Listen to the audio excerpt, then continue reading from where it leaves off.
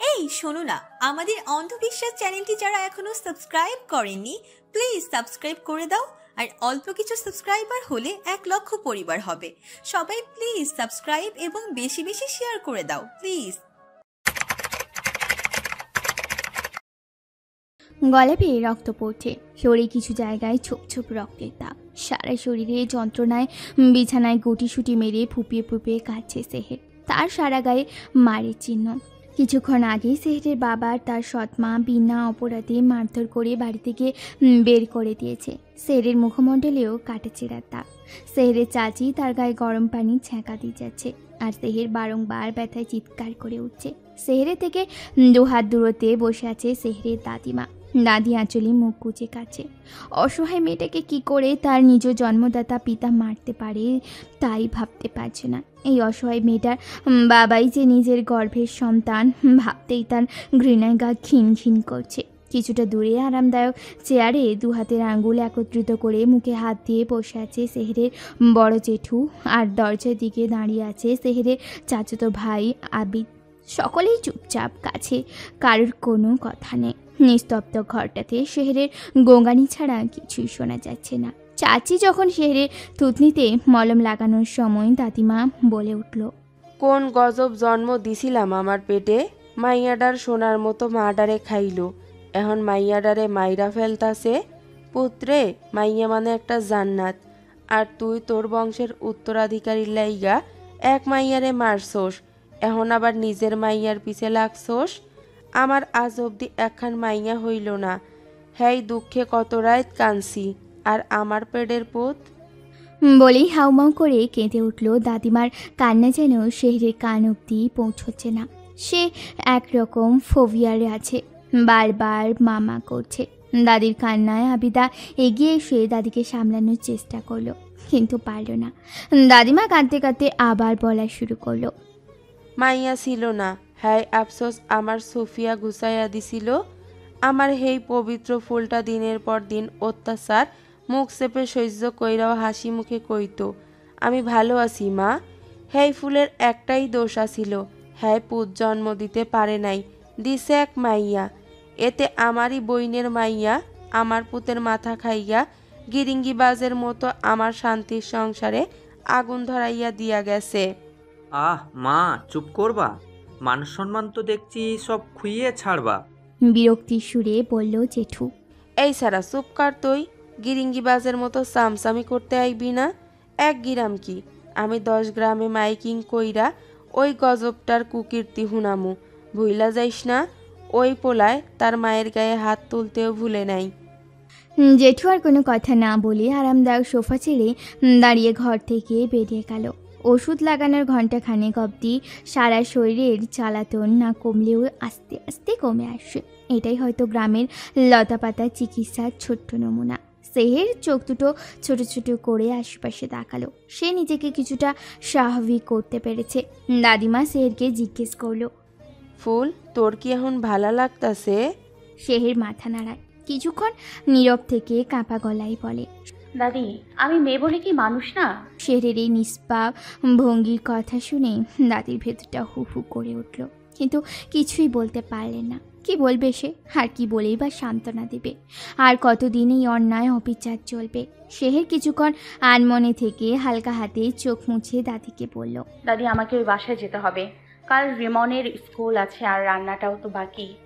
এই চুপ কর, যারা তোরে এই আধার রাইতে মাইরা উঠানে ফালায় রাখছে তাদের লাইগা এত দরদ একদম দেখাবি না। দাদি বড় মুহূর্তে আবার হু হু করে কেঁদে উঠে বলে, এত নরম কেন হোস রে ফুল? তোর মারে তোর ওই বাপ মাইরা লাইছে, এখন তোরেও মারতে উইঠা পইরা লাগছে। তোরে কত কইরা কইলাম ওই বাড়ির থেইকা আইয়া পর আমাগো কাছে, নয়তো ঢাকায় আমার মেজপুতের কাছে চইলা যা। হনস না তুই আমার কথা? মাকে ফেলে আমি কোথাও যাব না দাদি। আমার মায়ের স্মৃতি যে ওই বাসার আনাচে কানাচে লেপ্টে আছে, চাইলে ওই বাড়ির মায়া কাটাতেই পারি না। তাই তো এই অত্যাচার মুখ বুঝে মেনে নেই। তখনই চাচি পাশ থেকে বলে উঠল, এইটা তোর স্বামীর বাড়ি না ফুল, যে সব মুখ বুঝা সহ্য করবি। সব কিছু সীমা আছে, সেই সীমা তোর বাপ আর সৎমা অনেক আগেই পার কইরা ফেলছে। একটা মেয়ে যদি শ্বশুরবাড়িতে মুখ বুজে সব সহ্য করতে পারে তাহলে বাবার বাসায় কেন পারবে না? এই কেমন নিয়ম গো চাচি? দেখ ফুল, তোর বোঝার বয়স হয়েছে, তাও কেন সব বুঝাও না বোঝার ভান করে থাকস? পড়ালেখাও তো তুই করস, তাও বুঝোস না? চাচি, তাদের প্রতি আমি ঋণী। আমাকে এত বছর লালন পালন করেছে, খাইয়েছে, এই অবধি মানুষ করেছে। কি করে সব ভুলে যাই? দাদি আর দাদি চটে গেল শেহরের কথা। শেহের মেয়েটা অনেকটা বোকা এবং সৎ। কে বলে তাকে এত সৎ হতে? আর ছোট থেইকা যেই অত্যাচারটা করতেছে সেটা তোর বাপে তোর মায়ের খুনি। যাই নাও কুত্তার মতো ওইদিকে দৌড়াইতে লজ্জা করে না? আমি কোনো কথাই শুনুম না, তুই আমার বাড়িতে থাকবি ব্যাস। বলেই দাদিমা কক্ষ ত্যাগ করলেন। চাচিও খাবার আনতে বেরিয়ে গেল। সেহের একদম নিশ্চুপ হয়ে বসে রইল। সেহেরের বাবা কবির এলাকার চেয়ারম্যান, দোতলা বাড়ি তার। তবে সেই বাড়িটা দাদা জানি তৈরি করে গিয়েছিল, কিন্তু সেহেরের বাবা নানা কৌশলে হাতিয়ে নেয়। দাদিমা আগে সেই বাড়িতেই থাকতো, কিন্তু সেহেরের সৎমা বাড়িতে আসার পর তাকে বের করে দেয়। ওদের বাড়ি থেকে 15-17 হাত দূরেই সেহেরের বড় জেঠুর বাড়ি। একতলা বিশিষ্ট এই বাড়ি। বড় জেঠু তার কয়েক বিঘা জমির পর্যালোচনা ছাড়াও মাছ চাষ করে। আলাদা সম্মান আছে তার গ্রামে, কারণ সে কখনো লোক ঠকায়নি। কবিরের কারসাজি সম্পর্কে সকলেই অবগত। লোকটি যেমন অশিক্ষিত তেমনি ভয়ঙ্কর লোভী এবং স্বার্থপর। স্বার্থের জন্য সে সব করতে প্রস্তুত। কবিরের এমন রূপের জন্য গ্রামের সকলে তাকে ভয় পায়। প্রতিবারই কিভাবে যেন কবিরই চেয়ারম্যানের পদ পায়, হয়তো 2 নম্বরই করে। সেহরের চৌকির পাশে একটা জানালা। সে কষ্ট করেছে আলতো লেসড়িয়ে জানালার কাছে গিয়ে আকাশের পানে তাকিয়ে রইল। আজ পূর্ণ গোলাকার চাঁদটা দেখা যাচ্ছে।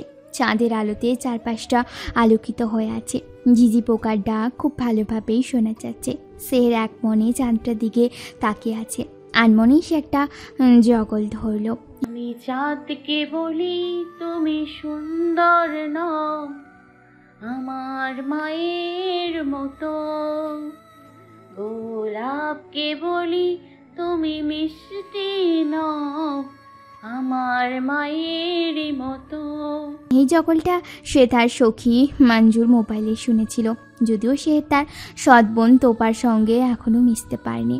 বলা চলে তার সৎ বোনের জন্যই সে বেশি মার খায়। কিন্তু কথা হলো, তোপাকে কবির শেহরের মতো মারে না, আদর করে আঁকলে রাখে। এ নিয়ে শেহর কখনোই কোনো রকম অভিযোগ করে না। তার সৎ ভাইও আছে, তবে বেশি বড় নয়, 8-9 বছরে। তাও তার বিচার বিবেচনা বিচক্ষণ।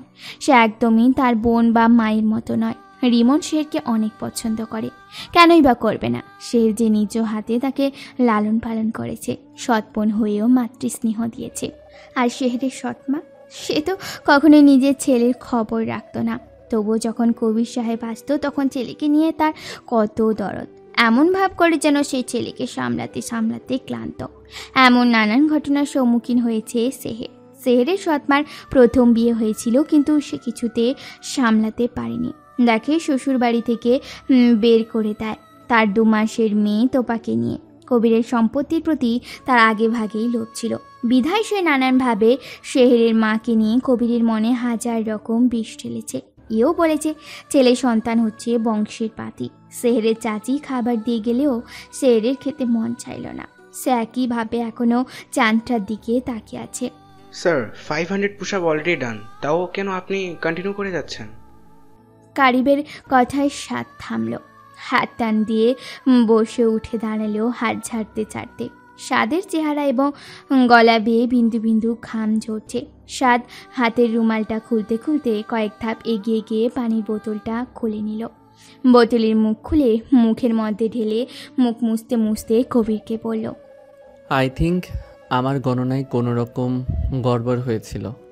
It's okay sir, but sir next shooting শিডিউলের সময় তো হয়ে আসছে, আপনি যদি চেঞ্জ করে হালকা খাবার খেয়ে নিন। স্বাদ নিজের গলা এবং হাতের ঘাম তোয়াল দিয়ে মুছতে আবারও বলল, শাওয়ার নিতে হবে, তুমি আপাতত নিচে গিয়ে ওয়েট করো। বলেই হাতে থাকা তোয়ালেটা গলায় ঝুলালো। এমন সময় স্বাদের বড় বোন রুবাই জিম কর্নারে এসে হাজির হলো। স্বাদ, তুই আবারও কোথাও বের হবি নাকি? হ্যাঁ, সন্ধ্যার পর শুটিং আছে, যেতে হবে। উফ, এই তোর এই শুটিং ফুটিং আর কতদিন চলবে বলতো? আর কত এই অফিস আমি আর বাবা সামলাবো? তোর অফিস তুই না সামনে আমি কেন সামলাচ্ছি? হ্যাঁ, ভুল বললি, এই অফিস আমার কোনো দিনও ছিল না। আর আমি একদমই অফিসের কাজে ইন্টারেস্টেড না আপু। তুই তো জানিসই, এই সাদ বিন সাবরান সবসময় নিজের ইচ্ছাকে প্রায়োরিটি দেয়। সো তুই সামলা আর নিজের ক্যারিয়ার কর। আহ কত সংসারবাদী হয়ে গিয়েছে। আমার বিয়ে হয়েছে, তোর না। আমি সংসার সামলাবো নাকি তোর হয়ে অফিস ছুটবো? তুই তো বিয়েই করিসনি। করেছি না শুটিংকে। বলেই তোয়ালে দিয়ে চুলের ঘাম মুছতে মুছতে রুবাইয়ের পাশ কেটে বেরিয়ে গেল। আর কবির তো আহাম্মকের মতো চুপচাপ দাঁড়িয়ে আছে। কবিকে এভাবে হ্যাবলার মতো দাঁড়িয়ে থাকতে দেখে রুবাই বলল, হোয়াট? তোমার স্যার কি অর্ডার দিয়েছে তা গিয়ে পূরণ করো, স্টুপিড। বলেই রেগে হনহন করে বেরিয়ে গেল রুবাই। বসন্তী, সুন্দর সকালে ফুল হয়ে নিজের অস্তিত্বের সুঘ্রাণ ছড়িয়ে দিয়েছিলি তুই সেহের। তাই তো তোর নাম রেখেছিলাম সেহের। সেহের শব্দের অর্থ সুন্দর সকাল। ঠিক যেন তুই এভাবে সুন্দর সকালের এত মিষ্টি আলো ছড়িয়ে দে মা। আমার দোয়া তোর সাথে সবসময় থাকবে। আসি রে। বলে শেহেরের মা অন্ধকারে মিলিয়ে গেল। আর শেহের অন্ধকারে হাতড়ে হাতড়ে তার মাকে ডাকছে আর কান্না করে যাচ্ছে। একসময় মা বলে চিৎকার দিয়ে ঘুম থেকে উঠল শেহের। শেহেরের পুরো শরীর ঘেমে একাকার, জোরে জোরে শ্বাস ফেলছে বারংবার। চোখের কোনো অশ্রুতে ভিজে গেছে। শেহেরের চিৎকার শুনে দাদিমাও হুড়মুড় করে শোয়া থেকে উঠে বসলো আর উত্তেজিত কণ্ঠে বলে উঠল, কি হইল ফুল, এভাবে চিৎকার দিলি কেন? দুঃস্বপ্ন দেখেছিস? থাক, কিছু হইব না। আয় ঘুমানোর চেষ্টা কর, আমি ঘুম পাড়াইয়া দেই। শেহের মাথা নেড়ে দাদিমার কোলে মাথা রেখে শুয়ে পড়ল। আর তার দাদিমা পরম আদরে মাথায় হাত বুলিয়ে দিতে থাকলেন। এক সময় দাদিমা বালিশের সাথে হেলান দিয়ে ঘুমিয়ে গেল, কিন্তু শেহেরের ঘুম আসলো না। এক অজানা ব্যথায় ভেতরে ভেতরে কাতর হয়ে যাচ্ছে না। ব্যথাটা অচেনা নয়, অবশ্যই চেনা, কিন্তু বারংবার তার কাছে নতুন হয়ে ফিরে আসে। তার মায়ের সাথে কাটানোর সময়গুলো স্বপ্ন আকারে চলে আসে। হয়তোবা এটা সারাদিন এসব বিষয় নিয়ে চিন্তা করার ফল। শেহের মাথা উঠিয়ে দাদিমার দিকে তাকালো। তখনই চারপাশে আজানের ধ্বনি কানে আসলো। শেহের চোখ মুছে নিজের মাথা থেকে আলতো করে দাদিমার হাত সরিয়ে উঠে বসলো। অতঃপর অতি সাবধানে দাদিকে শুয়ে কাঁথা টেনে দিল। বসন্তকাল চলেও শেষ রাতে ঠান্ডাকে আবরণ করে এই কাঁথা অথবা ল্যাপ। বেলায় গড়িয়ে গেলে কাঁটা ফোটা রোদ আর আধার নামলে গায়ের লোম দাঁড়ানো শীতল হাওয়া। শেহের দরকার ছিটকিনি খুলে বাইরে বেরিয়ে বাথরুমে ঢুকে পড়ল। বড় জেঠুর বাসায় একটাই বাথরুম। অজু করে বেরিয়ে দেখলো তার চাচি গায়ে শাল জড়িয়ে সামনে একটা চেয়ারে বসে এদিকেই তাকিয়ে আছে। শেরকে দেখতে পেতেই চাচি এগিয়ে এসে বলল, নামাজ পড়বি মা? হ্যাঁ চাচি, তুমি বসে আছো কেন? অজু করার অপেক্ষায় ছিলাম। আর শোন, ঘরে গিয়া ওয়ার্ড্রপের ওপরে 2 ওয়ার্ড্রপ খুললেই যাই নামাজ পাবি। আচ্ছা চাচি। বলে শেহের ঘরে চলে গেল। চাচির কথা মতো জায়নামাজে নিয়ে নামাজ পড়া শুরু করলো। মোনাজাতে বসে নিজের মায়ের জন্য খুব কাঁদল শেহের। মোনাজাত শেষে জায়নামাজ নিয়ে উঠে দাঁড়াতেই শেহেরের সারা শরীরে যন্ত্রণায় একসাথে হামলা করলো। এতক্ষণ অনেক কষ্ট করে সহ্য করেছে, এখন আর পারছে না।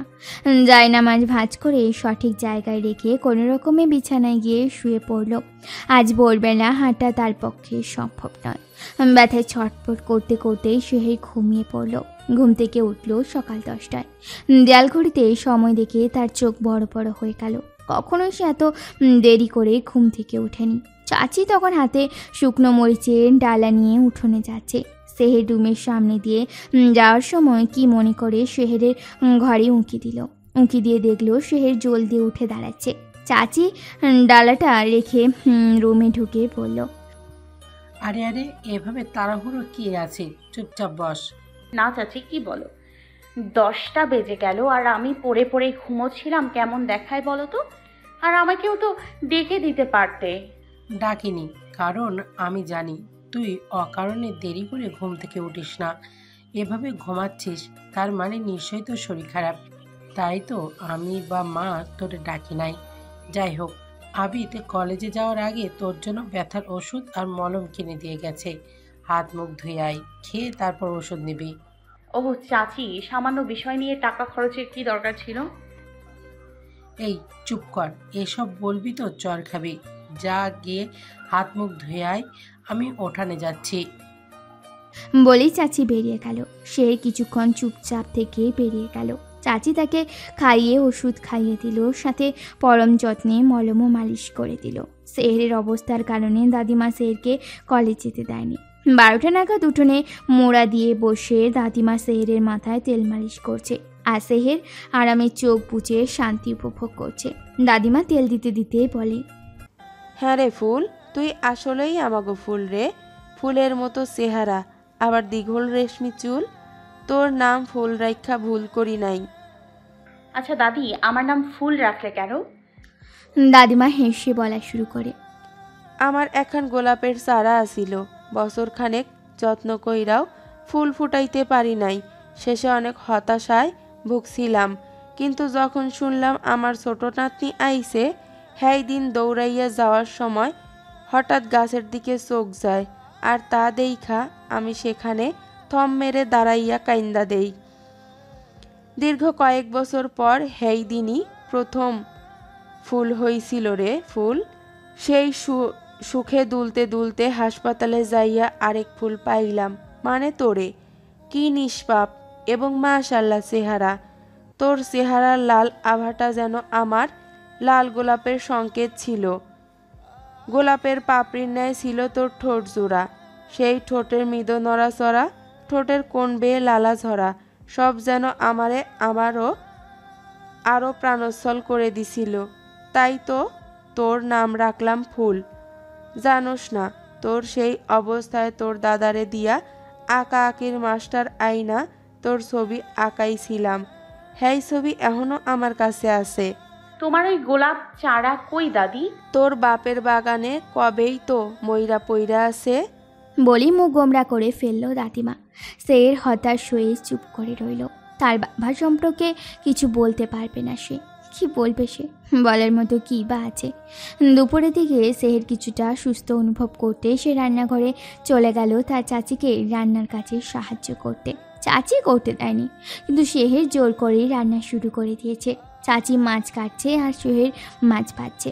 আজ ইলিশ ভাজা আর আলুর ভর্তা হবে। সেহের অনেক দিন পর তৃপ্তি সহকারে খাবে আজ। সেহের ইলিশ বড্ড পছন্দের, তাই তো দাদিমা সকাল সকাল বড় জেঠুকে পাঠিয়েছে তাজা দেখে ইলিশ মাছ আনতে। বড় জেঠু কোনো রকম কথা না বলে তার সেহের মায়ের জন্য বাজারে ছুটেছে। জেঠু আর চাচি সেহেরকে বড্ড ভালোবাসে, নিজের মেয়ের মতোই। সেহেরের বাবাও এতটা ভালোবাসেনি যতটা ওনারা ভালোবেসেছে। মাছ বেজে ভাত বসাতেই দেখলো উঠোনে দিয়ে রান্নাঘরের দিকেই আসছে আবিদ আর সেহেরের সখী, একমাত্র প্রাণের বান্ধবী মঞ্জু। মঞ্জুকে দেখে সেহের জলদি হাত ধুয়ে বেরিয়ে এলো। মঞ্জুর কাছে সে দুজনকে জড়িয়ে ধরল। মঞ্জি তো কাঁদো কাঁদো কণ্ঠে বলে উঠল, এই তোর কি হলো সখী? ঠোঁটের আশেপাশে এমন কালো দাগ কেন? কি বিভৎস! সেহের ম্লান হেসে বলে, আরে তেমন কিছু না, ভেতরে আয়। হঠাৎ আবিদ ভাইয়ের সাথে এখানে হাজির হলি? তো কি করতাম, কলেজে যাসনি তাই আবিদ ভাইয়ার সাথে দেখা করি। ওনার মুখে সব শুনে না এসে পারলাম না। পাশ থেকে আবিদ বলে উঠল, হ্যাঁ, আর তো নাকি সামনে পরীক্ষা আছে, তাই কলেজে পড়ার জন্য হলেও নিয়ে আসলাম। মাজনু আমার বোনকে সব দিয়ে দিস, আমি একটু বাইরে গেলাম, কাজ আছে। মঞ্জু মুখ মেঞ্চিয়ে বলে উঠল, তোমার কাজ তো শুধু বখাটেগিরি করা। মঞ্জুর কথায় আবিদ থেমে মঞ্জুর দিকে তেড়ে আসলো। মঞ্জু চট করে শেরের পিছে দাঁড়িয়ে মুখটা কাচুমাচু করে বলে, ফুল বাঁচা আমায়, তোর ওই বখাটে ভাই আমার সাথে বখাটেগিরি করতে আসছে। ফুল, তোর এই ব্যাচাল বান্ধবীকে চুপ থাকতে বল, ওরে কিন্তু আমি বেল মাথা করে বাড়ি থেকে বের করে দিব। টাক মাথা করলে আপনার মাথায় বুঝি ডুগডুগি বাজাবো। আহ, তোরা থামবি? আবিদ ভাই তুমি যাও তো। আর মঞ্জু থাম তুই, সারাক্ষণ লাগিস কেন? তোর মা আর চাচির কানে গেলে দুটোকেই দেবে ধরে কেলানি। তখনই চাষি এসে হাজির হলো। কোমরে হাত দিয়ে ভুজোড়া কুচকে বলে উঠল, কে কাকে মারবে রে? আর ভূত, এই ভর দুপুরে তুমি কই যাও? খাওয়া দাওয়া কি হবে শুনি? বাবা যেতে বলেছে মা, আমি যাব আর আসবো। কিসের কাগজপত্র দিয়ে দেবে নাকি আমার কাছে? ও আচ্ছা, তাহলে যা, জলদি ফিরিস, আমি ভাত বাড়ছি। আর ফুল, মাঞ্জুকে নিয়ে ভেতরে যা, এই কাক ফাটা রোদে দাঁড়ানোর মানে হয় না। আচ্ছা চাচি। বলেই শেহের মঞ্জুকে নিয়ে ভেতরে চলে আসলো। ভেতরে এসে দেখলো দাদি পানে চুন সুপারি দিয়ে মশলা করছে। মঞ্জু দাদিকে ডাকলো। তখনই যখন দাদিমা মুখে পান পুরলো, পান চিবুতে চিবুতে ভ্রু কুচকে বলে উঠল, কি মানজি, আজ কি মতলবে আসছোস? তোমার নাতনিরে আজকে পড়া বুঝাইতে গো দাদি। ও আচ্ছা, তাহলে তোরা গল্প কর, আমি দেহি যাইয়া বড় বউয়ের রান্ধন কদ্দূর। বলেই আস্তে ধীরে হেঁটে রান্নাঘরের দিকে চলে গেল। এবারই রান্নাঘরটা বাড়ির ভেতরেই না বাহির করা হয়েছে। উঠোন পেরুলি রান্নাঘর, যদিও বেশি দূরে না, অল্প। শেহেরকে কাজে বাইরে এসেছিল, তখন একটা গাছ থেকে ছোট্ট বড়ই পড়ল ঠিক সেহেরের সামনে। সেহের ভ্রু কুচকে উপরে তাকালো, পাতাও কয়েকটা ঝরেছে। এর মানে নিশ্চয়ই কেউ বড়ইতে ঢিল মেরেছে। সেহের ছোট্ট বড়ই হাতে নিয়ে বাড়ির পেছনের দিকে গেল, কারণ বাড়ির সামনে উঁচু উঁচু দেয়াল হলেও বাড়ির পেছন দিকে লড়কি আর লম্বা লম্বা গাছের ডাল দিয়ে বাঁধানো। যদিও বেশি উঁচু নয়, তবে ঢিল মারার জন্য যথেষ্ট। শেহের পেছনে এসে উঁকি ঝুঁকি দিয়ে দেখতেই দেখলো তার ভাই রিমন হাতে একটা খেলনা নিয়ে দাঁড়িয়ে আছে। ওই খেলনা দিয়েই রিমন ঢিল ছুঁড়ছে। সেটা শেহের বেশ বুঝলো, কারণ সেই ঢিল মারালে তার এই ছোট্ট ভাই খুব অভিজ্ঞ। শেরকে দেখতে পেতে রিমনের চেহারা আনন্দে চিকচিক করে উঠল। সে ঢিলের খেলনা তার প্যান্টের পকেটে ঝুলিয়ে পায়ের সামনে থাকা একটা প্লাস্টিকের ডিব্বাটা হাতে নিয়ে সোজা হয়ে দাঁড়ালো। শের কিছু বলার আগেই রিমন বলে উঠল, আপু, আজ জানিস বাসায় বিরিয়ানি রান্না হয়েছে, কারণ আমি পরীক্ষা ফার্স্ট হয়েছে। আম্মু আমার ভাগ্যে যেটুকু দিয়েছিল সেগুলো তোমার জন্য লুকিয়ে এনেছি।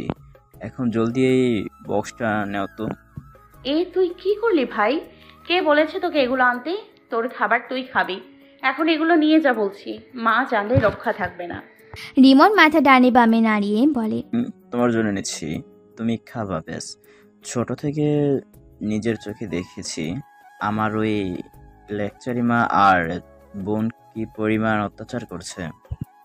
এসব বলে না ভাই, ওনারা আমার গুরুজনদের এসব বলতে হয় না শোনা। গুরুজন বলে কি ঠিক বেঠিক বোঝে না। দেখো আপু, আমি ওদের সম্পর্কে কিছু শুনতে চাই না। এখন তুমি এগুলো নিবে নাকি আমি না খেয়ে পুকুরে পাড়ে গিয়ে বসে থাকবো?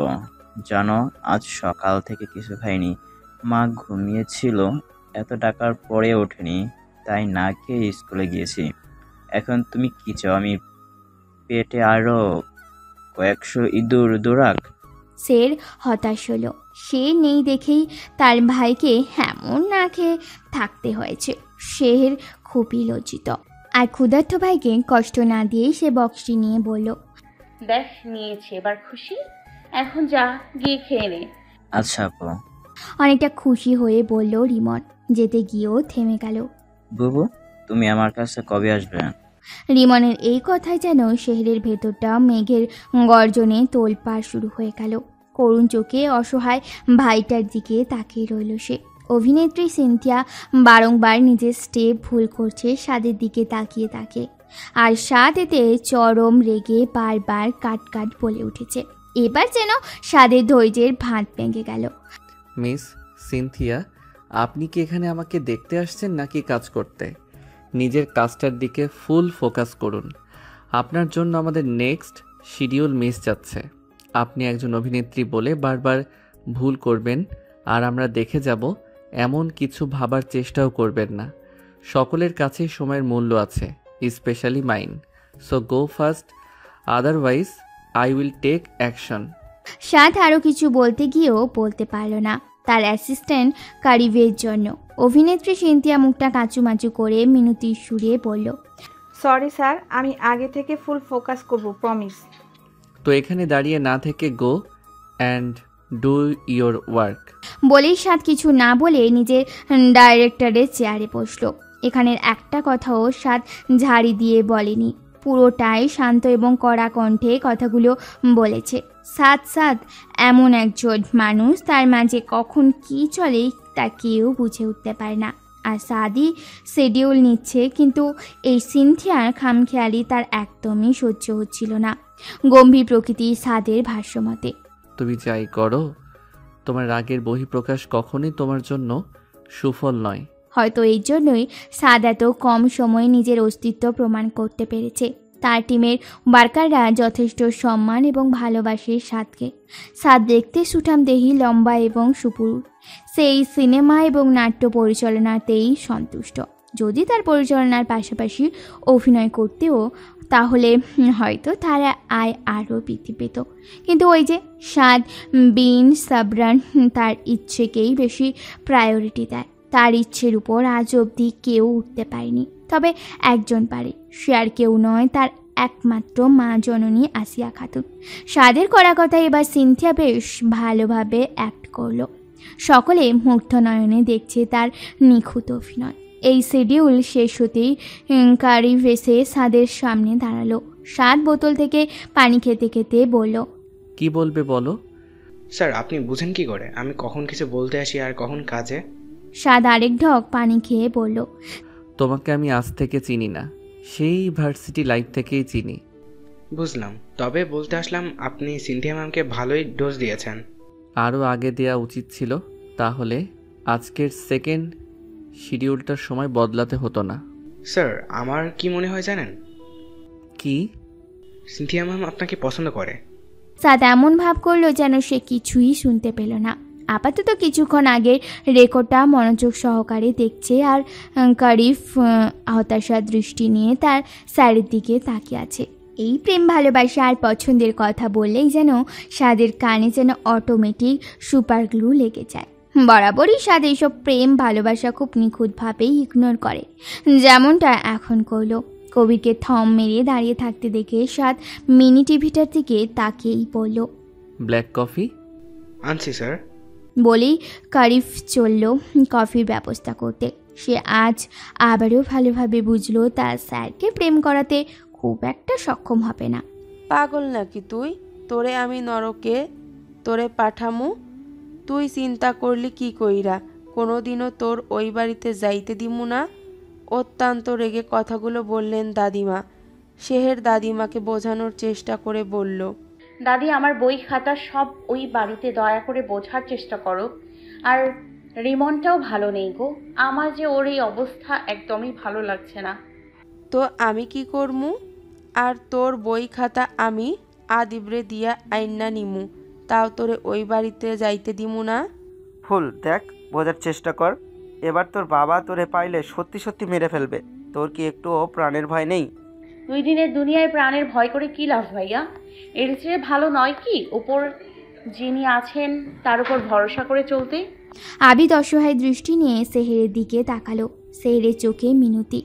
আজ অবধি কোনো দিন তারা সেহেরকে এই বাড়িতে রাখতে পারেনি, 1 অথবা 2 দিনের বেশি। কিসের টানে যে সেহের বারবার ওই বাড়িতে চলে যায় তা তাদের অজানা, কিন্তু কেউই চায় না এই অসহায় মেয়েটাকে ওখানে রাখতে। সকলেই জানে সেহেরকে কত অত্যাচার সহ্য করতে হয়। আবিদ একটা দীর্ঘশ্বাস ফেলে সেহেরের সামনে থেকে সরে আসলো। দাদিমা হাজার তর্ক বকাবকি করেও সেহেরের সিদ্ধান্ত বদলাতে পারল না, তাই সেও আর কিছু বলতে পারল না। সেহের রাতের খাবার খেয়েই চাচির বাসা থেকে বেরিয়ে গেল। নিস্তব্ধ পরিবেশ। ঝিঝি পোকার ডাক শুনতে শুনতে সেহের সেই বাড়িতে চলে গেল। দরজায় নক করার মিনিট খানেক পর সৎমা দরজা খুলে দিল। সেহেরকে দেখে সে কোনো রকম রিয়াকশন করলো না। সৎমা যেন আগেই জানতো সেহের আসবে। সেহের ম্লান হেসে ভেতরে প্রবেশ করে বলল, রিমন কোথায় মা? ঘুমিয়েছে। কোনো কাজ আছে? আর বাবা আসেনি? না, আসেনি। থালা বাসনগুলো আছে, সেগুলো পরিষ্কার কর গিয়ে, আমি গেলাম শুতে। বলেই হাত পা টানতে টানতে ভেতরের রুমের দিকে চলে গেল। সে কিছু না ভেবে উপরে রিমনের ঘরে চলে গেল। গায়ে কাঁথা জড়িয়ে গুটিসুটি মেরে ঘুমোচ্ছে তার প্রিয় ভাই।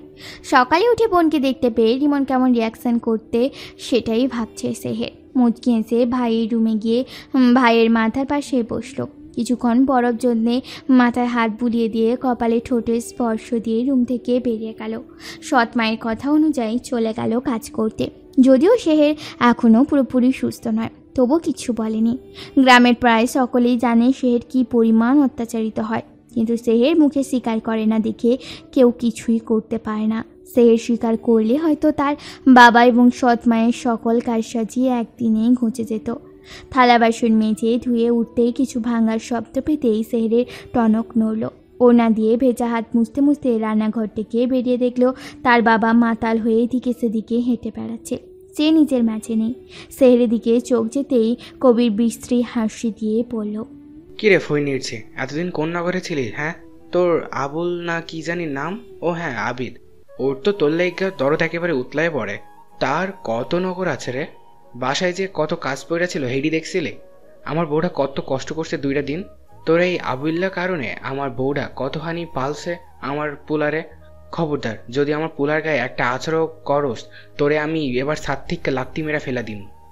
এমন নানান বিলাপ বকছে কবি। সেহের চুপচাপ শুনছে, কিচ্ছু বলছে না। বাবার এসব কথা কষ্ট লাগলেও কেন জানি কান্না পায় না। কান্নারও ক্লান্ত এইসব শুনতে শুনতে। এমন সময় এইসব বকর বকর থেমে গেল। কবি সেখানে লুটিয়ে পড়ে ঘুমে কাত। সেহের লাইট বন্ধ করে নিজের ঘরে চলে আসলো। দরজা লাগিয়ে সে চেয়ারে বসে পড়তে লাগলো। সারাদিন কাজ করে সেহের এই রাতেই নিজের পড়ালেখা শেষ করতে পারে। সৎমা কখনোই চায় না সেহের পড়ুক, তাই সে সারাদিন নানা কাজে সেহেরকে ব্যস্ত রাখে। কিন্তু সেহের যে রাতে পড়ে সেটা তার অজানা। পড়াশোনার জন্য সেহের অনেক কষ্ট ভোগ করেছে, কিন্তু কেউ তার লেখাপড়া দমাতে পারেনি। জেঠু সেহেরের পড়াশোনার খরচ বহন করে, তাই কবির এই বিষয়ে কিচ্ছু বলে না, বলা যায় প্রয়োজন বোধ করে না। সৎমা নানানভাবে সেহেরের পড়াশোনা বন্ধ করতে বললে কবির সবসময় এক কথাই বলে, ওর লেখাপড়া দিয়ে আমার কোনো কাম নাই। আমি তো ওর পড়ার খরচ দিতেছি না, ভাই দিতেছে। তো খাক সার্গো জুতার বাড়ি। এক কথা শুনতে শুনতে সেহেরের মা ক্লান্ত, তাই সে তার আর স্বামীকে এসব বিষয় নিয়ে কথা বলে না। নিজে তার মেয়ে মিলে দমানোর হাপ্রাণ চেষ্টা করতে থাকে। উফ মা, বলো না তোমার কি হয়েছে? এভাবে মাথায় আইস ব্যাগ দিয়ে বসে আছো কেন? উত্তেজিত কণ্ঠে বলে ওঠে সাদ। সাদের কথা পাত্তা না দিয়ে মা চোখ বুজে আগের মতোই মাথায় আইস ব্যাগ ধরে বসে আছে। রুবাই হাতে ফাইল নিয়ে ক্যারিডোরে পায়চারি দিয়েছে, আর ফাইল দেখে দেখে ফোনে কাউকে কিছু বলেই চলেছে। সাদ ফোনে যখন শুনল তার মার এই অবস্থা, তৎক্ষণাৎ ছুটে এসেছে। এদিকে তার মাও কিছু বলছে না। আচ্ছা, ফ্যাসাদে পড়েছে সাদ। সাদ লম্বা শ্বাস ফেলছে। কবি দৃঢ় গলায় বলল, মা তুমি বলবে নাকি আমি যাব? আমার শিডিউল আছে মা, প্লিজ চুপ করে থেকো না। এবার উনি চোখ মেলে তাকালেন আর কড়া কণ্ঠে বলে উঠলেন, সারাদিন এত শিডিউল করলে তো ফ্যামিলিকে ভুলেই যাস। মনে থাকে না ফ্যামিলিও তোর সময় দিতে হয়? দেখো মা, আমি যথেষ্ট সময় দেই তোমাদের, কিন্তু হঠাৎ এসব বলছো কেন তুমি? নিশ্চয়ই ঘাবলা আছে। ব্রু কুচকে প্রশ্নটা করলো সাদ। মা কাঁদো কাঁদো মুখ করে বলে, সামনে কুরবানি ঈদ, কতদিন হলো গ্রামে যাই না, শাশুড়ির সাথে আলাপ করতে পারি না।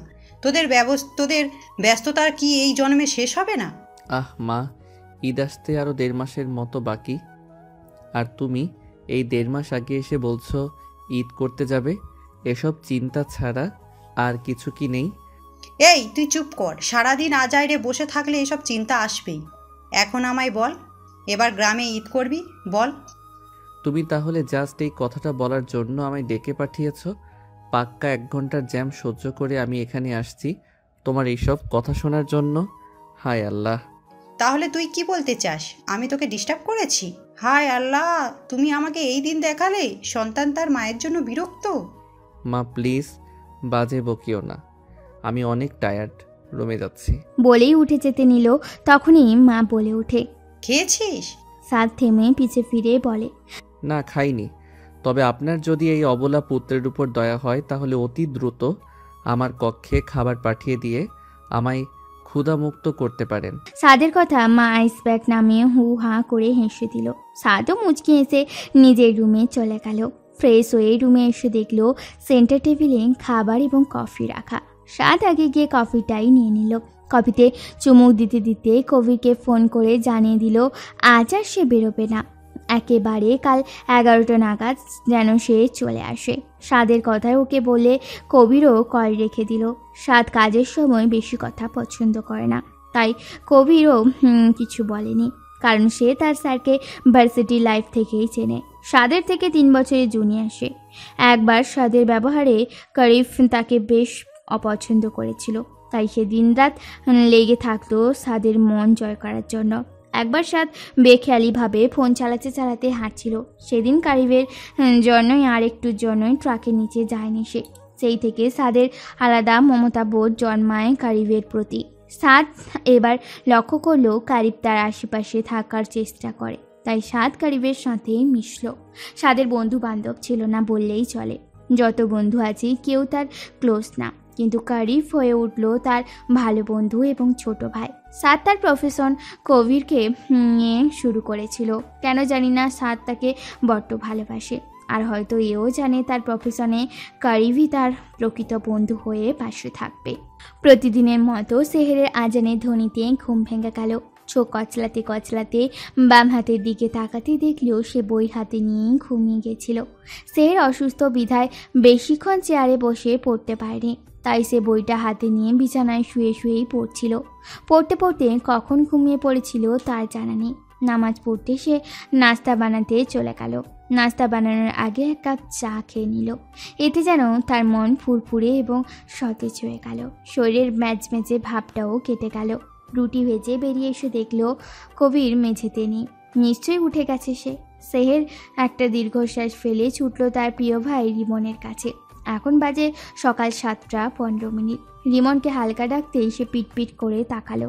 সেহেরের হাসি মুখটা দেখে রিমন লাফ দিয়ে উঠে বসলো। যখন দেখলো সত্যি সত্যি সেহের বসে আছে, তখন জাপটে ধরলো সেহেরকে। সেহেরও পরম সুখে ভাইকে জড়িয়ে ধরলো। বুবু, তুমি এসেছো আমার কাছে? হ্যাঁ ভাই, আমার এসেছি। এখন ওঠ দেখি, 8টায় স্কুল আছে তো। খাবে কে শুনি? স্কুলের কথা শুনে রিমন বিরক্তের সাথে সেহেরকে ছেড়ে দিল। তারপর নাক ফুলিয়ে ঠোঁট উল্টে বলে উঠল, আমি খুশির সময় কেন স্কুলটার নামটা টেনে আনো বলো তো? যাও, কথা নেই। সেহের হেসে দিল রিমনের কথায়। এরপর রিমনের নাক টেনে মুচকি হেসে বলে, ওরে আমার ভাইটা, বাস্তব জীবনে পড়াশোনা অনেক জরুরি শোনা, এই তাই এসব বলতে নেই। এখন উঠুন, খেতে হবে তো নাকি?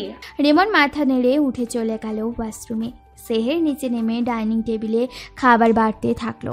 কিছুক্ষণ পর রিমন স্কুলের ইউনিফর্ম পরে নিচে নামলো। রিমন চেয়ার টেনে বসতেই সেহের প্রতি যত্নে ভাইকে খাওয়াতে শুরু করলো। রিমনও মজার সাথে খাচ্ছে। রিমনের খাওয়ার মাঝে সৎমা আড়মোড়া ভাঙতে ভাঙতে ডাইনিংয়ে আসলো। জগ থেকে পানি ঢেলে ঢক ঢক করে পানি খেয়ে রিমনের দিকে না তাকিয়েই আবার ঘরে চলে গেল। তার চোখ এখনও ঘুমে আছে।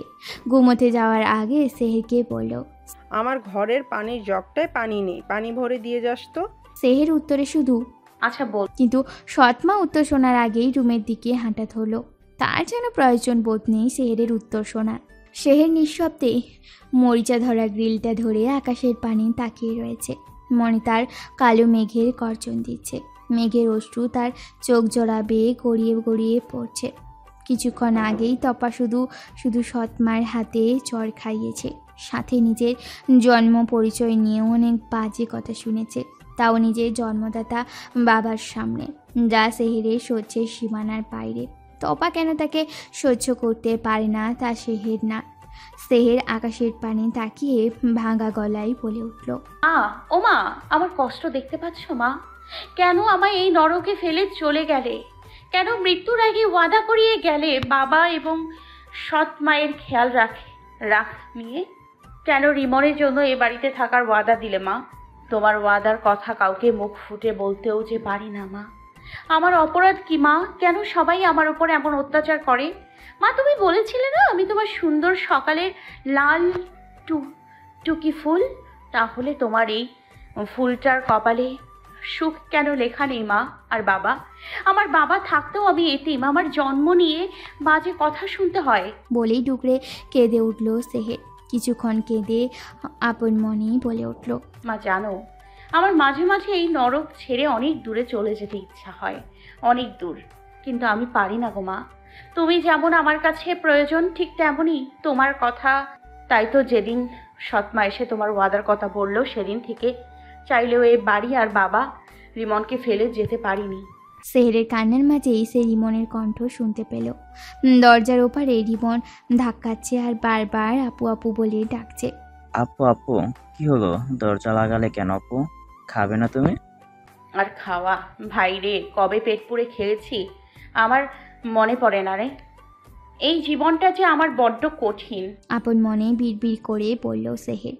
রিমনের আবার হাস শুনতে পেতেই সেহের নিজেকে স্বাভাবিক করে ভাঙা গলায় বলল, ভাই আমি খেয়ে নিব, তুই গিয়ে ঘুমিয়ে পড় ভাই, কাল যে তোর স্কুল আছে। আচ্ছা আপু, তুমি তাড়াতাড়ি ঘুমিয়ে যাও আর মনে করে খেয়ে নিও, আসছি। বলেই রিমন দরজার সামনে থেকে সরে নিজের ঘরে চলে গেল। দূর থেকে তপা সবটা দেখতে পেল। রাগে ফুঁসতে ফুঁসতে তপা আপন মনেই বিড়বিড় করে বলে উঠল, ঢং দেখলে বাঁচি না। কি রে তপা, খাবি না মা? খেয়েছি মা, তুমি গিয়ে ঘুমো। বলেই এক প্রকার রাগ দেখিয়ে উপরে চলে গেল। সৎমা ডোন্ট কেয়ার ভাব নিয়ে নিজের ঘরে চলে গেল। বয়স যত বাড়ছে তার আলসামও যেন সেই হারে বেড়েই চলেছে। ছেলে মেয়ে সংসার এসব সামলানোর সময় কই, সে নিজে বিশ্রাম নিতেই যে ব্যস্ত। স্বামী কি করছে না করছে সেটা নিয়েও চিন্তা করে না। সবটা সামলাতে আছে তো সেহের। এই জন্যই সৎমা কখনো সেহেরের বিয়ের কথা উঠায়নি। সেহের চলে গেলে যে সে রাজরানীর মতো শুয়ে বসে কাটাতে পারবে না। সাদ একটা সুন্দর বাগানে বসে প্রকৃতি বিলাস করছে। কিছুক্ষণ আগেই শুটিং সেরে সবে বিশ্রাম করতে বসলো। নানান ফুলের শুকরানে চারিপাশটা মৌ মৌ করছে। কিছু কিছু ফুলের ওপর দিয়ে বিভিন্ন প্রজাপতি উঠছে, না হয় ফুলের উপর বসে খাদ্য পান করছে। নীল আকাশ, তার মাঝে ভেলার মতো টুকরো টুকরো মেঘ, এ যেন বসন্তের সুখবর। হঠাৎ আদুরের স্বাদ খেয়াল করলো এক অপরূপ ফুলপরি আকাশ থেকে নামছে। চেহারা থেকে যেন রূপের ঝলকানি উপড়ে পড়ছে। স্বাদ মুগ্ধ নয়নে সে কন্যাটিকে দেখছে। কন্যাটির রূপের ঝলক যেন স্বাদকে এলোমেলো করে দিচ্ছে। মেয়েটির দীঘল রেশমি কেশ অবাধ্য হয়ে বাতাসের তালে উঠছে। মেয়েটি অতি যত্নে নিজের অবাধ্য কেশ সামলাচ্ছে। স্বাদের দেখা যেন শেষই হচ্ছে না। এই মুহূর্তে স্বাদের ইচ্ছে করছে সময়টা থেমে যাক। এই মায়াবী আর স্নিগ্ধময়ী চেহারা দেখে প্রাণ জুড়াচ্ছে না তার। মনে হচ্ছে সারা জীবন সেই মেয়েটির দিকে তাকিয়ে থাকলেও তার দেখা তৃষ্ণা মিটবে না। মেয়েটি মাটিতে পড়া দিতেই সব ফুল উড়ে তার চারপাশটা ঘিরে সুঘ্রাণ ছাড়াতে ব্যস্ত হয়ে পড়ে। এই সুঘ্রাণ স্বাদের নাকেও এসেছে। হঠাৎ ফুলগুলো শুকনো পাতার মতো শুকিয়ে মাটিতে পড়ে গেল। চারপাশে নীল আকাশ যেন অন্ধকারে ঢেকে গেল আর বড় বড় বিজলি পড়তে শুরু করলো। সাথে সাথে চারপাশে সকল ফুল গাছ মরে নেতিয়ে গেল। বাজের বিকট শব্দে মেয়েটি কানে হাত দিয়ে চিৎকার দিয়ে উঠল। এবার স্বাদ উত্তেজিত হয়ে উঠে দাঁড়ালো। চোখের পলকে এসব হলো কি করে সেটাই ভেবে চলেছে সে। এই তরল কিছু অনুভব হতেই স্বাদ পায়ের দিকে তাকালো। হে কি, এই যে রক্ত! স্বাদ ভীতি দৃষ্টিতে চারপাশে তাকালো। পুরো মাটি রক্তের পুকুরে পরিণত হয়েছে, আর এই রক্ত সব মেয়েটির থেকে আসছে। এবার মেয়েটির মাথা উঁচু করে স্বাদের দিকে তাকালো। ছল ছল দৃষ্টি নিয়ে চাপা গলায় বলে উঠল, আমায় এই নরক থেকে মুক্ত করুন সাদ সাহেব, ওরা আমাকে মেরে ফেলবে। বলেই মেয়েটি অন্ধকারে মিলিয়ে গেল। স্বাদ লাফ দিয়ে ঘুম থেকে উঠে বসলো। ভীষণ হাঁপাচ্ছে স্বাদ আশেপাশে তাকিয়ে দেখলো সে তার ঘরেই তার বিছানায় শুয়ে। এসি চলছে, তাও স্বাদের খুব উষ্ণতা অনুভব হচ্ছে। কপাল থেকে চুল সরাতে যেতেই খেয়াল করলো স্বাদ ঘেমেও গেছে অনেক। স্বাদ চলজলদি বালিশের পাশ থেকে এসির রিমোটটা হাতে নিয়ে এসির পাওয়ার বাড়িয়ে দিল। রিমোটটা রেখে পাশের বেড বক্স থেকে এক গ্লাস পানি নিয়ে ঢক ঢক করে সবটা খেলো। স্বাদের অস্থিরতা যেন কাটছে না। কে ছিল সেই মেয়ে? স্বাদ মেয়েটার চেহারা মনে করার চেষ্টা করলো, কিন্তু সে ভুলে গেছে। স্বাদ ল্যাম্পটা জ্বালিয়ে দেয়াল ঘড়ির দিকে তাকালো। আবছা আলোয় বেশ বোঝা গেল ঘড়ির কাঁটায় 3টার মাঝেই আছে। স্বাদ এসব চিন্তা সাইডে ফেলে চেষ্টা করে আবার শুয়ে পড়ল, কিন্তু তার অনাকাঙ্ক্ষিত ঘুম সহজেই ধরা দিল না। ঘুম যেন স্বপ্নের সাথে পালিয়েছে। স্বপ্নের মেয়েটা কেন যেন স্বাদকে বড্ড পোড়াচ্ছে। স্বপ্ন তো স্বপ্নই, তাও কেন তার এত ছটফটানি? অনেকক্ষণ চেষ্টা করেও ঘুমোতে পারল না। তাই সে উঠে ব্যালকনি গিয়ে কিছুক্ষণ পায়চারি করলো, তাও তার ঘুম আসে না। অবশেষে আজান দিল। স্বাদ ব্যালকনি থেকে অজু করে চলে গেল। নামাজ পড়ে জগিং শেষ করে বাসায় আসতে দেখলো তার মা সবে ঘুম থেকে উঠে রান্নাঘরে যাচ্ছে। স্বাদ ক্লান্তির সুরে বলল, মা, কফি পাঠিয়ে দিও তো, 7টার মধ্যে বেরোতে হবে। কারিব 6:30 নাগাদ চলে আসবে। আয় হায়, সে কি বলিস? আমি তো এখনো রান্নাই করলাম না, আর এখন তো 6টা বাজছে। আরে মা, এত উতলা হওয়া লাগবে না, সার্ভেন্টকে দিয়ে রাধিয়ে নিয়েছি, এখন জলদি কফি পাঠাও। বলেই স্বাদ উপরে চলে গেল। রাতে না ঘুমানোর ফলে স্বাদের মাথা ধরে আছে, সাথে রয়েছে চোখের অসম্ভব জ্বালা। ঠিক 6:30টায় কারিফ এসে হাজির হলো। স্বাদ আর কারিফ একসাথে ব্রেকফাস্ট করে বেরিয়ে গেল। মা জেগে থাকলেও বাকিরা এখন ঘুম। রুবাই আর স্বাদের বাবা 8টা-9টায় উঠে, তাদের অফিস 10টায়। রুবাই অর্ধেক রাত নিজের হাজব্যান্ডের সাথেই কথা বলে কাটিয়ে ফেলে। রুবাইয়ের বিয়ে হয়েছে আরও 4 বছর আগে। রুবাইয়ের হাজব্যান্ড তানজিল ইতালিতে বিজনেস আছে, আর সেখানেই তানজিল থাকে। স্বাদের বাবার বিজনেস পার্টনার ছিল তানজিল। একবার বাংলাদেশের এক পার্টিতে রুবাইকে দেখে পছন্দ করে বসে।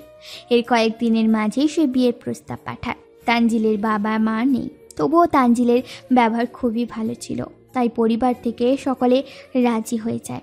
রুবাই তখন কোনো অমত করেনি, কারণ তার পছন্দের মানুষ ছিল। তাদের বিবাহিত জীবন ভালোই চলছিল। তানজিল রুবাইকে ইতালিতে নিয়ে সেটেল হয়। তার কয়েক মাসের পরেই জানতে পারি রুবাই কনসিভ।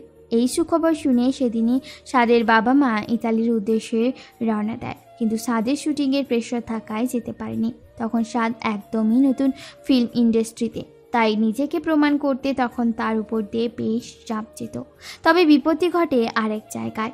রুবাইয়ের প্রেগনেন্সির 5 মাসে একটা অ্যাক্সিডেন্টে সে তার বাচ্চাকে চিরতরে হারিয়ে ফেলে, সাথে হারিয়ে ফেলে নিজের মা হওয়ার আনন্দ। সেদিন ডক্টর বলেছিল রুবাই আর কোনোদিন মা হতে পারবে না। একজন নারীর জন্য এর চেয়ে বড় জঘন্য যন্ত্রণা কী বা হতে পারে। রুবাই তখনও ধৈর্য ধরে চুপ করেছিল। বিদেশের মাটিতে তানজিল নামক আপনজন ছাড়া যে তার আর কেউ নেই। সারাদিনই রুবাই ছাড়া যে তার আর কেউ নেই। তানজিল প্রথম কিছুদিন রুবাইকে সময় দিতে পারলেও পরে অফিসের কাজের জন্য তাকে রাত করে ফিরতে হয়। এই একাকিত্ব জীবনে তার দুঃখ যেন আরও বাড়িয়ে দিচ্ছিল। তাই রুবাই সিদ্ধান্ত নেয় সে বাংলাদেশে নিজের বাসায় থাকবে। আপনজন ছাড়া তার পক্ষে এখানে থাকা একদমই অসম্ভব। তানজিলও অমত করেনি। তানজিল এমন একটা মানুষ, সেই রুবাইকে পুষে ফেলে। 1 সপ্তাহের মাঝেই রুবাই বাংলাদেশে আসে, আর তানজিল রুবাইকে কথা দেয় সে বাংলাদেশে সেটেল হওয়ার আপ্রাণ চেষ্টা করবে। সেদিন থেকে তানজিল দিনরাত চেষ্টা করে গেছে নিজের অফিস এখান থেকে বাংলাদেশে ট্রান্সফার করার জন্য, কিন্তু ইতালির নানান ঝামেলা শেষ করতে করতেই তানজিলের 4 বছর পেরিয়ে গেছে। অবশেষে সে 6 মাস পরেই বাংলাদেশে সেটেল হতে পারবে। তবে মাঝে মধ্যেই প্রিয়তমার সাথে সময় কাটাতো তানজিলে দেশে আসতো। রুবাই দেশে আসার পর থেকেই বাবার সাথে সে আবার তাদের বিজনেসের হাল ধরে। আর সে তো কোনো কালেই মুখ হয়নি। সে সবসময় তার ইচ্ছেকেই প্রায়োরিটি দিয়ে এসেছে। 3টা বছর এত বোঝানোর পরেও রাজি হয়নি। সে নিজের কথা থেকে 1 ইঞ্চিও এদিক সেদিক হয়নি। আর কতদিন এসব অন্যায় অবিচার সহ্য করবি তুই? তোর মাঝে কি রাগ নেই প্রতিবাদ করার মতো? কি করে পারিস কথায় কথায় ওসব অমানুষগুলোকে ক্ষমা করে দিতে? কপট রেগে কথাগুলো বলল মঞ্জু। সেহের নিজের মুখের মুখোশ ঠিক করতে করতে ম্লান হেসে বলে, চেরি কার্টার স্কট কি বলে জানিস? উনি বলেছেন রাগ আপনাকে আরও ছোট করে তোলে এবং ক্ষমা আপনি যা তার থেকেও বড় করে। হইছে, তোর এইসব ভংচ মুক্তি আমাকে শোনাতে আসবি না। ক্ষমা মহৎ গুণ, সেটা সবাই জানে, কিন্তু সকলকে বারবার ক্ষমা করতে নেই। ক্ষমা তাকেই কর যে তোর ক্ষমা পাওয়ার যোগ্য। কি শুরু করলি বলতো? এমনিতে গরমের তাপে অনবরত ঘামছি, আর তুই বাবা আর মাকে বকছিস। এই মেয়ে, আমি কি শুধু শুধু চাই? তোর ওই মাতাল বাপরে তো আমার মাগুর মাছের খানা বানাইতে ইচ্ছে করে।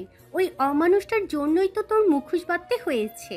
গরম খুন্তির কালচে দাগ তো এখনো তোর মুখ, থুতনি আর ঠোঁটের চারপাশে রইছে।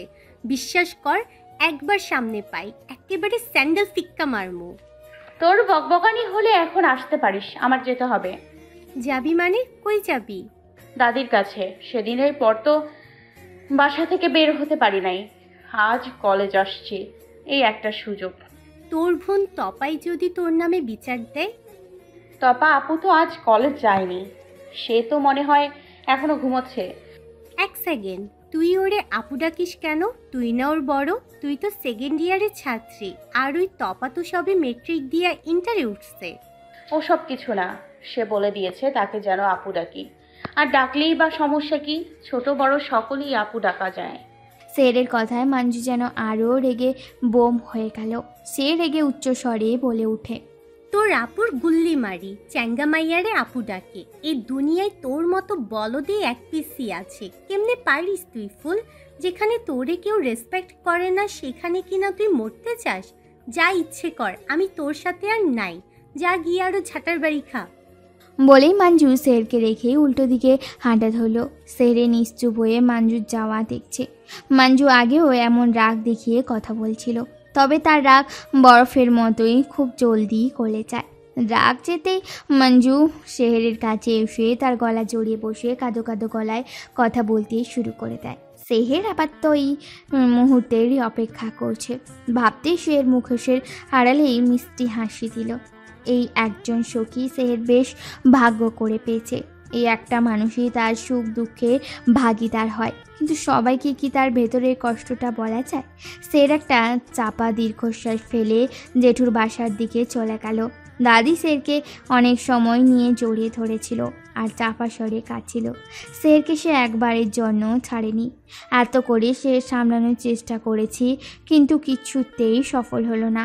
দাদিমা বিলাপ করতে করতে শুধু কেঁদেই যাচ্ছিলেন। আবারও সেহেরের সুখবরের দেখা মিলল। কারেন্ট না থাকায় চাচি সেহেরকে বাতাস করছিল, আর সে তৃপ্তি নিয়ে খাচ্ছিল হাঁসের মাংস, মিনি চিংড়ি, মাছের ভর্তা, লাল শাক, সাথে শসা, পেঁয়াজ, টমেটোর সালাদ। জাম্পিস খাওয়ালো হলো সেহেরের। খাওয়া শেষ হতেই সুখের ঢেকুর তুলল সে। নাতির মুখে তৃপ্তির হাসি দেখে দাদিমার প্রাণ যেন জুড়িয়ে গেল। হাত ধুয়ে বসে ঘড়িতে তাকিয়ে দেখলো দেরি হয়ে গেছে।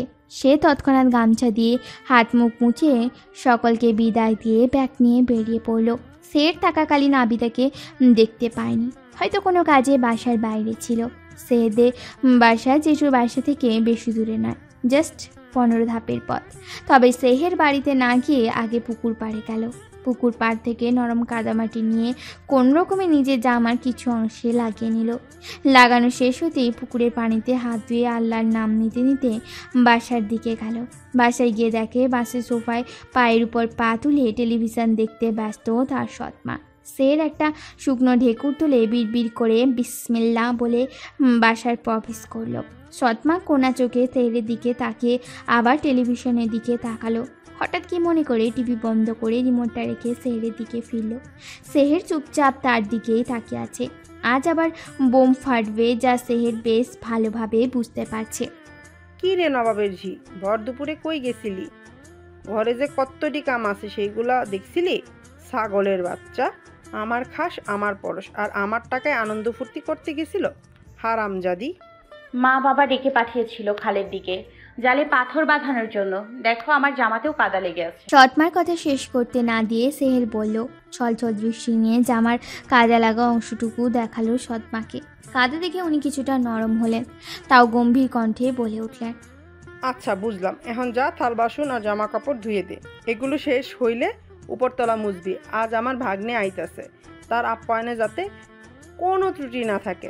বলেই উঠে চলে গেল। এদিকে ভাগ্নের শুনে সেহের কেঁপে উঠল। সৎমায়ের ভাগ্নের নাম রফসান, লুচ্ছামিতে মাস্টার।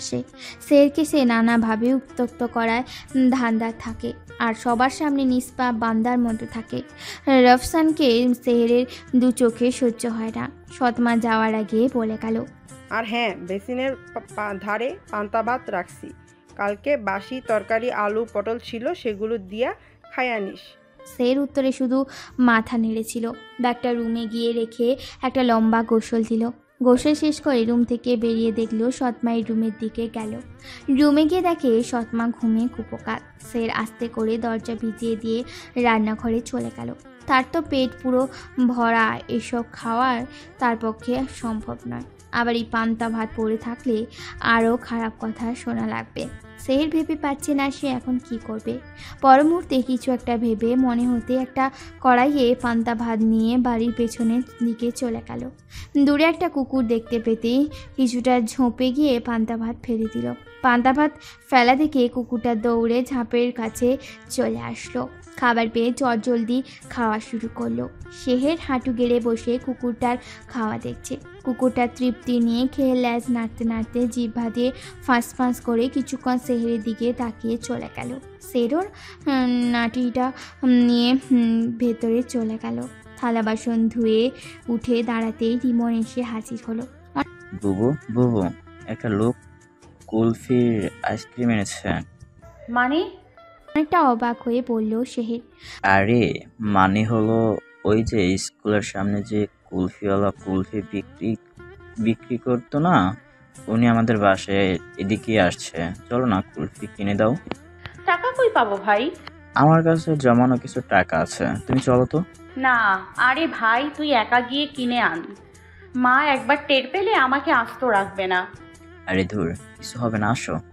বলেই সেহেরের হাত ধরে টানতে টানতে বেরিয়ে গেল। সের এত বলেও রিমনকে থামাতে পারেনি। শেষে সেহেরকে কিনে আনতে হলো রিমনের জন্য 2টা কুলফির আইসক্রিম। রিমন একটা নিয়ে অপরটা নিল না। সের ভুজোড়া কুচকে বলল, একটা নিলি কেন ভাই?